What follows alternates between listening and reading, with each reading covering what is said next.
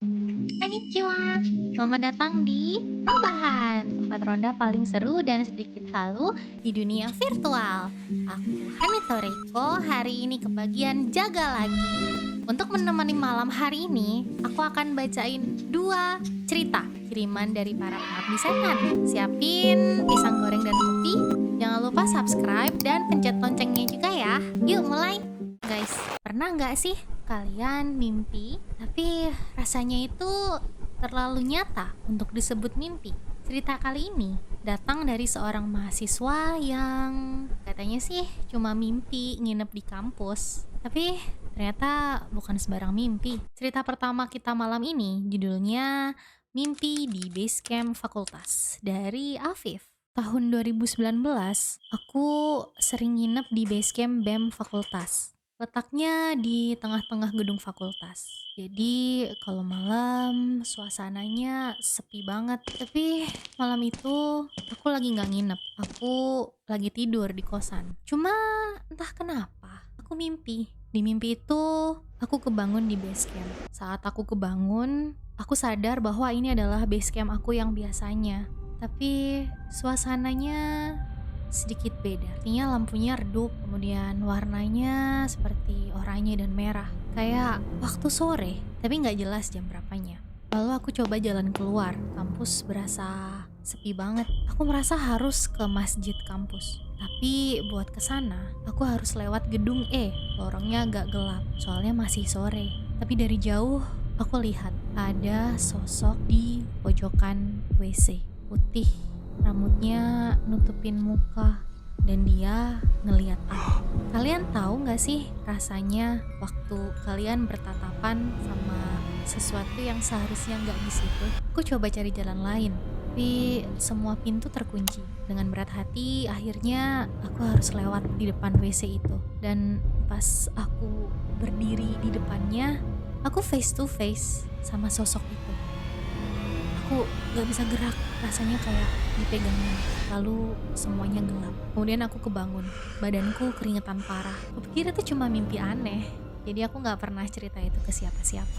Fast forward ke tahun 2020, saat aku jadi panitia ospek fakultas. Ketua panitia ospek ternyata bisa melihat sesuatu yang tidak bisa dilihat oleh manusia biasa. Kemudian aku nanya soal gedung E. Lalu ketua panitia bilang, Wah, itu kan gedung paling angker di kampus ini. terus yang jaga lantai 1 adalah seorang nenek-nenek di depan WC. Waktu dia bilang gitu, aku merasa kok yang dia sebut mirip banget ya sama yang ada di mimpi aku. Padahal aku belum cerita apa-apa ke dia. Jangan-jangan hantu itu setelah aku ceritakan kepadanya, dia memberikan pendapat kenapa sosok itu bisa muncul di mimpiku. Katanya sih cuman ingin kenalan, tapi gimana kalau dia ingin lebih dari itu? Kadang mimpi itu nggak selalu hanyalah bunga tidur. Kadang itu juga bisa berarti undangan. Hehehe. Kalian ada yang pernah mimpi aneh juga? Kalau misalnya pernah, jangan sungkan buat cerita ke Hani ya, lewat link yang ada di deskripsi. Itu adalah cerita pertama malam ini. Kita lanjut ke cerita kedua. Cerita kali ini sangat relatable buat kalian yang suka tiba-tiba bangun di malam hari. Pernah nggak sih kamu tengah malam kebangun karena haus, tapi ternyata rasa hausnya malah manggil yang lain? Cerita ini judulnya Haus Tengah Malam, cerita dari Rai 123. Jadi malam itu aku kebangun di tengah malam. Rasanya tenggorokanku haus banget. Lalu aku turun ke bawah buat ambil air putih. Pelan-pelan aku isi air di gelas lewat dispenser. Setelah itu aku duduk di kursi tamu. Waktu aku lagi minum, tiba-tiba aku lihat ada yang lewat. Cepet banget naik ke lantai atas. Lalu kemudian aku langsung lari ke ruang makan. Aku gak mikir apa-apa sih. Aku cuman pikir, gak mungkin dong ada kain terbang ke atas jam segini. Nafasku ngos-ngosan. Dan aku cuman bisa duduk, diam, gak berani ngapa-ngapain. Aku berharap itu cuman bayangan. Aku berharap aku hanya salah lihat. Setelah aku sudah agak tenang, aku memberanikan diri aku buat naik ke atas. Aku jalan pelan-pelan, tapi Begitu aku sampai ke atas, tiba-tiba ada penampakan di luar kaca kamar. Lalu aku langsung lari masuk ke dalam selimut. Aku stay di sana sampai pagi. Iya. Tidak ada yang bisa dia lakukan selain sembunyi di balik selimut. Memang sih selimut itu sakti, tapi dia nggak sekuat itu. Bisa aja ada yang ikut masuk ke selimut, ya nggak sih?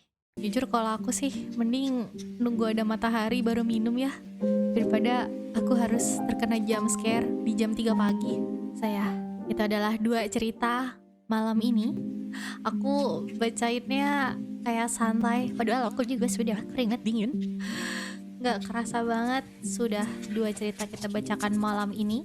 Waktu ronda sudah mau kelar. Menurut kalian gimana cerita yang tadi? Ada 2 cerita, mana yang menurut kalian paling relatable? Kalau kalian punya pengalaman yang mirip-mirip dengan mereka, bisa banget diceritakan di Gift Form Hani. Linknya ada di deskripsi. Hani menerima berbagai macam cerita.